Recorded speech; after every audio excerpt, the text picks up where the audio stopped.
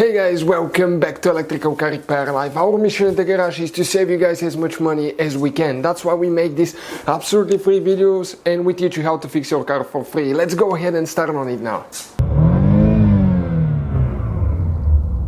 Channel, in today's video guys we'll be working on a Mazda guys, and what we'll be doing, we'll apply it to any Mazda, let's say Mazda 2, 3, 5, 6, Mazda CX3, CX5, CX7 and Mazda Miata as well guys.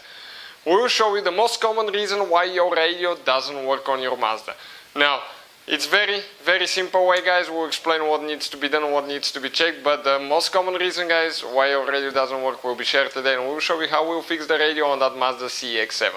Quick introduction guys, we have more than 200 videos on this car and every car we get at the shop, because our mission is to save you guys as much money as we can. So please subscribe to the channel, like the video, and please leave a comment below and let us know if that fixed your problem. So let's start on it now. So we'll go inside. This is a 2010 Mazda guys, and we'll show you how the radio doesn't work on that thing. Okay, I'm going to turn ignition on. Okay, ignition will be on. You can see. Okay, the screen for the radio, and that's the information screen right there. It just says hello.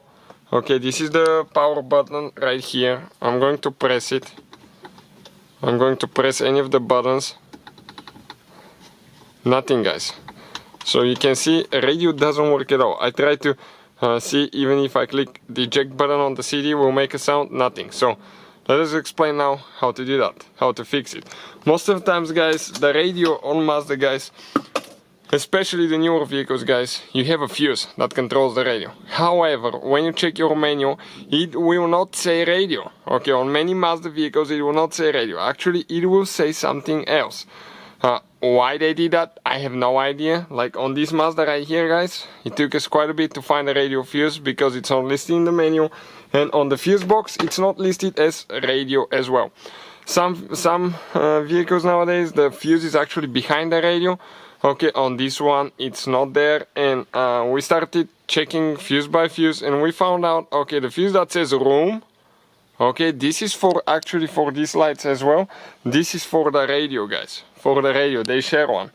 So because of a bad bulb or something like that, your fuse may burn and your radio not work. Okay, how crazy that is.